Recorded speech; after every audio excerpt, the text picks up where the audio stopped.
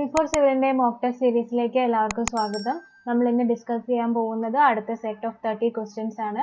അപ്പോൾ എല്ലാവരും കഴിഞ്ഞ വീഡിയോസിൽ ചെയ്ത പോലെ തന്നെ പെന്നും പേപ്പറും എടുത്തിട്ട് നിങ്ങൾക്ക് ഏതൊക്കെ ആൻസേഴ്സ് അറ്റൻഡ് ചെയ്യാൻ പറ്റുന്നുണ്ടെന്ന് നോക്കുക. അതിനുശേഷം ലാസ്റ്റ് നിങ്ങൾക്ക് എത്ര സ്കോർ ചെയ്തു എന്നുള്ള ആ മാർക്ക് നിങ്ങൾ കമൻറ്റ് ചെയ്യുക. നമുക്ക് ഫസ്റ്റ് ക്വസ്റ്റ്യനിലോട്ട് പോവാം. The recommended size of the folded drawing sheet is. എന്താണ് ക്വസ്റ്റ്യൻ? നമ്മുടെ ഫോൾഡഡ് ഡ്രോയിങ് ഷീറ്റിന്റെ റെക്കമെൻഡഡ് സൈസ് എത്രയാണെന്നാണ് ചോദിച്ചിരിക്കുന്നത്. Options A4, A1, A5, A3. ഏതാണ് ആൻസർ വരിക? A4 ആണ് recommended size of the folded drawing sheet എന്ന് പറയുന്നത്.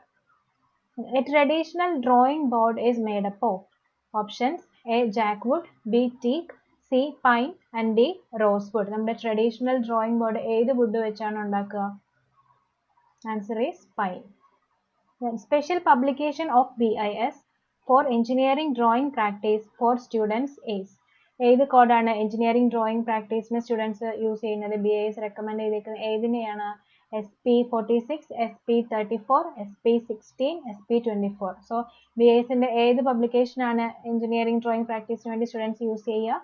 SP46 ആണ് യൂസ് ചെയ്യുന്നത്. 1 acre is equal to how many meter squares? Options 8027, 2047, 4047, 1222. So 1 acre is equal to 4047 meter square ആണ്. 1 acre is equal to 4047 meter square. The main principle of surveying is to.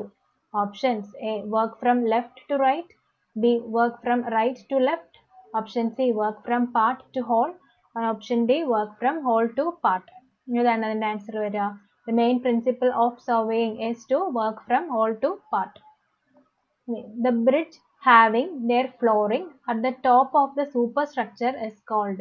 സൂപ്പർസ്ട്രക്ചറിന്റെ മേളിൽ flooring വരുന്നത് ഏത് type of ബ്രിഡ്ജിനാണ്? Options A through bridge, B culvert, C deck bridge, D semi through bridge.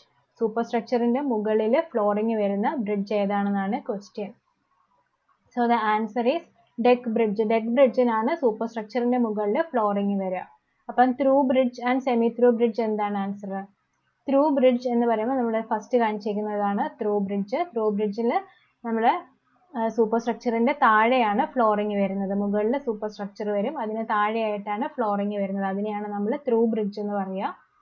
ഇനി semi through bridge ആണെന്നുണ്ടെങ്കിൽ നമ്മുടെ load bearing സ്ട്രക്ചറിന്റെ top ലെവലിനും bottom ലെവലിനും ഇടയിലായിട്ടായിരിക്കും റോഡ് വരിക അല്ലെങ്കിൽ ഫ്ലോറിംഗ് വരിക. നമ്മുടെ ലോഡ് ബെയറിംഗ് സ്ട്രക്ചർ നമുക്ക് വീഡിയോയിൽ കാണാം. അതിന്റെ ടോപ്പ് ലെവലിനും ബോട്ടം ലെവലിനും ഇന്റർമീഡിയറ്റ് ആയിട്ടായിരിക്കും നമ്മുടെ ബ്രിഡ്ജിന്റെ ഫ്ലോറിംഗ് വരുന്നത്. അതിനെയാണ് നമ്മൾ സെമി ത്രൂ ബ്രിഡ്ജ് എന്ന് പറയാം. ഇനി കൾവേർട്ട് ആണെന്നുണ്ടെങ്കിൽ bridge having span less than എത്രയാണ്? 6 മീറ്റർ. 6 മീറ്ററിൽ താഴെ സ്പാൻ വരുന്ന ബ്രിഡ്ജിനെയാണ് നമ്മൾ 6 മീറ്ററിന് താഴെ സ്പാൻ വരുന്ന ബ്രിഡ്ജിനെ നമ്മൾ കൾവേർട്ട് എന്ന് പറയും. ലെസ് ദാൻ 6 മീറ്റർ ആയിരിക്കും കൾവേർട്ടിന്റെ span. A part of superstructure located between ground level and floor level of building is. നമ്മുടെ ഗ്രൗണ്ട് ലെവലിനും ഫ്ലോർ ലെവലിനും ഇടയിൽ വരുന്ന സൂപ്പർ സ്ട്രക്ചറിനെ നമ്മൾ എന്ത് പറയും? സൂപ്പർ സ്ട്രക്ചർ എന്ന് പറയുമ്പോൾ ഗ്രൗണ്ട് ലെവലിന് മുകളിലോട്ടുള്ള സ്ട്രക്ചറിനെയാണ് സൂപ്പർ സ്ട്രക്ചർ എന്ന് പറയുക. അപ്പോൾ ഗ്രൗണ്ട് ലെവലിനും ഫ്ലോർ ലെവലിനും ഇടയിൽ വരുന്ന ആ പാർട്ട് ഏതാണ്? ഓപ്ഷൻസ് വാൾ, റൂഫ്, സീലിംഗ്, പ്ലിന്ത്. എന്താണ് ആൻസർ വരിക? Option answer is plinth. Trimmed size of A1 drawing sheet is. Options 594 by 841, B 840 by 1188, C 420 by 594, and option D 48 by 2110. So trimmed size of A1 drawing sheet ന്റെ answer എന്താണ്? A1 drawing ഷീറ്റിന്റെ answer ഇവിടെ 594 by 841 ആണ് answer വരുന്നത്. അപ്പോൾ നമുക്ക് ഓരോ സൈസും നോക്കാം. ഓരോ ഡ്രോയിങ് ഷീറ്റിന്റെ സൈസ്. A0 ആണെന്നുണ്ടെങ്കിൽ 841 by 1189. ഇത് A0. ഇനി A1 ആണെന്നുണ്ടെങ്കിൽ 594 by 841. A2 സൈസ് ആവുമ്പം 420 by 594 വരും. ഇനി A3 ആകുമ്പോൾ 297 by 420. A4 ആകുമ്പോൾ 210 by 297. A5 ആകുമ്പോൾ 148 by 210 mm. അപ്പോൾ ഇതൊക്കെയാണ് നമ്മുടെ trimmed size of drawing sheetന്റെ size.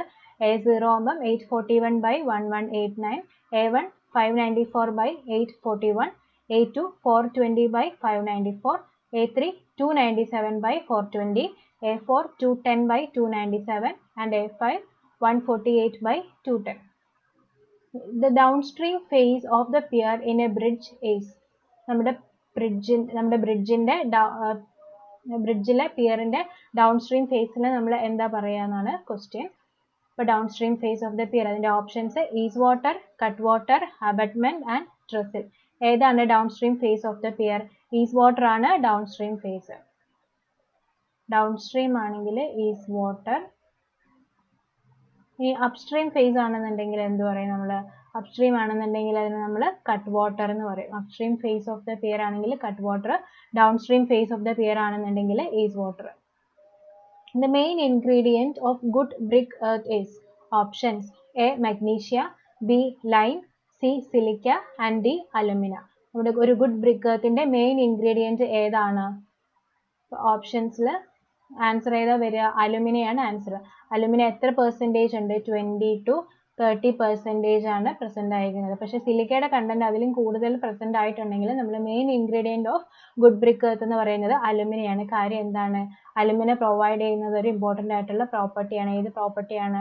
It is imparting plasticity to brick. ക്ലേന്ന് വാട്ടർ അബ്സോർബ് ചെയ്തിട്ട് പ്ലാസ്റ്റിസിറ്റി പ്രൊവൈഡ് ചെയ്യുന്നത് അലുമിനയാണ്. അപ്പം അങ്ങനെ ഒരു ഇമ്പോർട്ടൻ്റ് പ്രോപ്പർട്ടി അലുമിന കൊടുക്കുന്നത് കൊണ്ട് നമ്മൾ മെയിൻ ഇൻഗ്രീഡിയൻറ്റിനെ അലുമിന ആയിട്ടാണ് എടുക്കുക. Fire clay contains pure A lime, B oxides of iron, C hydrated aluminum silicate and D manganese. Fire clay യിലുള്ള കണ്ടന്റ് ഏതാണ്? Answer is hydrated aluminum silicate. Fire ക്ലേയിൽ present ആയിരിക്കുന്നത് hydrated aluminum silicate ആണ്. The dash are given in a detailed estimate. Options: detailed specification, general specification, approximate cost, none of the above. Detailed എസ്റ്റിമേറ്റിൽ നിന്ന് നമുക്ക് എന്താ കിട്ടുക? General specifications ആണ് അതിൽ പ്രൊവൈഡ് ചെയ്യുന്നത്. ഡീറ്റെയിൽഡ് എസ്റ്റിമേറ്റിൽ ഡീറ്റെയിൽഡ് സ്പെസിഫിക്കേഷൻ ആണെന്ന് കൺഫ്യൂസ് ആയി പോകരുത്. General specification is provided in a detailed estimate. ഇനി convert 100 meter square area of a building to square feet. Metre സ്ക്വയറിന് നമ്മൾ സ്ക്വയർ ഫീറ്റിലോട്ട് കൺവേർട്ട് ചെയ്യാൻ വേണ്ടത്. അപ്പം 1 meter square എന്ന് പറയുന്നത് 10.75 സ്ക്വയർ ഫീറ്റ് ആണ്. അപ്പോൾ 100 meter square is equal to 1075 square feet. 1 meter square is equal to 10.75 square feet ആണ്. അത് ഓർത്ത് വയ്ക്കുക. The answer is 1075 square feet. A canal which is aligned at right angles to contours of the area is called. നമ്മുടെ ഏരിയയുടെ കോണ്ടൂറിന് right ആംഗിളിൽ provide ചെയ്യുന്ന canal ഏതാണെന്നാണ് question. കോണ്ടൂറിന് right ആംഗിളിൽ provide ചെയ്യുന്നത്. Options: A contour canal, B side slope canal, C watershed canal and D main canal. So canal കോണ്ടൂറിന് right ആംഗിൾസിൽ നമ്മൾ കൊടുക്കുന്ന കനാലിനെയാണ് നമ്മൾ സൈഡ് സ്ലോപ്പ് കനാൽ എന്ന് പറയുക. A building drawing gives dash details. A cost, B conveyance, C construction and D none of the above. നമുക്കൊരു building ഡ്രോയിൽ നിന്ന് നമുക്ക് എന്ത് ഡീറ്റെയിൽസ് ആണ് കിട്ടുക? കോസ്റ്റ് ഡീറ്റെയിൽസ് ആണോ, കൺവെയൻസ് ഡീറ്റെയിൽസ് ആണോ, കൺസ്ട്രക്ഷൻ ഡീറ്റെയിൽസ് ആണോ, അതോ നൺ ഓഫ് ദ എബവ് ആണ്? ഡ്രോയിങ്ങിൽ നിന്ന് നമുക്ക് കിട്ടുന്നത് കൺസ്ട്രക്ഷൻ ഡീറ്റെയിൽസ് ആണ് കിട്ടുക. The minimum width of stair for a single family is options: A 1.2 meter, B 0.6 meter, C 1.5 meter and D 0.75 meter. ഒരു സിംഗിൾ ഫാമിലിക്ക് നമ്മൾ കൊടുക്കുന്ന സ്റ്റെയറിന്റെ മിനിമം വിഡ്ത്ത് എത്രയാണ്? 0.75 മീറ്റർ കൊടുത്താൽ മതിയാകും. ഒരു സിംഗിൾ ഫാമിലിക്ക് നമ്മൾ പ്രൊവൈഡ് ചെയ്യുന്ന സ്റ്റെയറിന്റെ മിനിമം വിഡ്ത്ത് 0.75 മീറ്റർ മതി. The skirting in a bathroom should be up to. ബാത്റൂമിൽ നമ്മൾ കൊടുക്കുന്ന ആ സ്കേർട്ടിങ് എത്രയാണ്? എത്ര ഹൈറ്റിൽ നമ്മൾ കൊടുക്കും? സീലിംഗ് ലെവൽ വരെ കൊടുക്കുമോ, അതോ 15 സെന്റിമീറ്റർ എബവ് ഫ്ലോർ ലെവൽ ആണോ, 200 സെന്റിമീറ്റർ ആണോ, അതോ ടാപ്പിന്റെ ലെവൽ വരെയാണോ നമ്മൾ സ്കേർട്ടിങ് പ്രൊവൈഡ് ചെയ്യുക? നമ്മൾ ഏകദേശം ഒരു 200 സെന്റിമീറ്റർ ഹൈറ്റിൽ നമ്മൾ സ്കേർട്ടിങ് കൊടുക്കും. ഇനി the wall in framed structure is used as. Framed സ്ട്രക്ചറിൽ wall എന്ത് രീതിയിലും കൂടെ ഫംഗ്ഷൻ ചെയ്യുമെന്നാണ്. സ്ക്രീൻ ആയിട്ട് അല്ലെങ്കിൽ സപ്പോർട്ട് ആയിട്ട് ഫ്ലോർ ആയിട്ട് all of the above. framed structureൽ wall നമ്മൾ എന്തായിട്ടാണ് യൂസ് ചെയ്യുക? it will act as a screen. The actual length 2 meter of an object is represented as 10 mm in the drawing. representative fraction നമ്മൾ കണ്ടുപിടിക്കുക. So actual length എന്ന് പറയുന്നത് 2 metre ആണ്. നമ്മളത് ഡ്രോയിങ്ങിൽ കൊടുക്കുമ്പോൾ അത് 10 mm ആയി. അപ്പോൾ റെപ്രസെൻറ്റേറ്റീവ് ഫ്രാക്ഷൻ എങ്ങനെയാണ്? 10 mm ഓൺ ദ ഡ്രോയിങ്. അതിൻ്റെ ആക്ച്വൽ സൈസ് എന്ന് പറയുന്നത് 2000 mm ആയി. അപ്പോൾ അതിൻ്റെ റെപ്രസെൻറ്റേറ്റീവ് ഫ്രാക്ഷൻ 1/200 വരും. നമ്മളെങ്ങനെ റെപ്രസെൻറ്റേറ്റീവ് ഫ്രാക്ഷൻ കണ്ടുപിടിക്കുന്നത്? length on the drawing by actual size of the object. In a vernier, the length of 9 divisions on the main scale is divided into 10 divisions. Each division of the vernier is. അപ്പോൾ main സ്കെയിലിലെ 9 ഡിവിഷൻസിലെ നമ്മൾ 10 divisions ആയിട്ട് divide ചെയ്തിട്ടുണ്ട്. അപ്പം വെർനിയറിൻ്റെ ഓരോ ഡിവിഷനും എത്രയായിരിക്കും? 9/10. അതാണ് answer. Fixing the direction of structure to draw the benefit of natural elements such as wind, sun, topography, etc. is called. Options: setting out of building, orientation of building, design of building, zoning of building. Natural elements ആയ wind, sun, topography ഇതിൻ്റെ എല്ലാം maximum benefits use ചെയ്യാൻ വേണ്ടിയിട്ട് നമ്മുടെ സ്ട്രക്ചറിനെ ഓരോ ഡയറക്ഷനിൽ fix ചെയ്യുന്ന ആ പ്രോസസ്സിനെ എന്താ നമ്മൾ പറയുക? Orientation of the building. ഇനി സോണിങ് ഓഫ് ദ ബിൽഡിംഗ് എന്ന് പറയുമ്പോൾ എന്താണ്?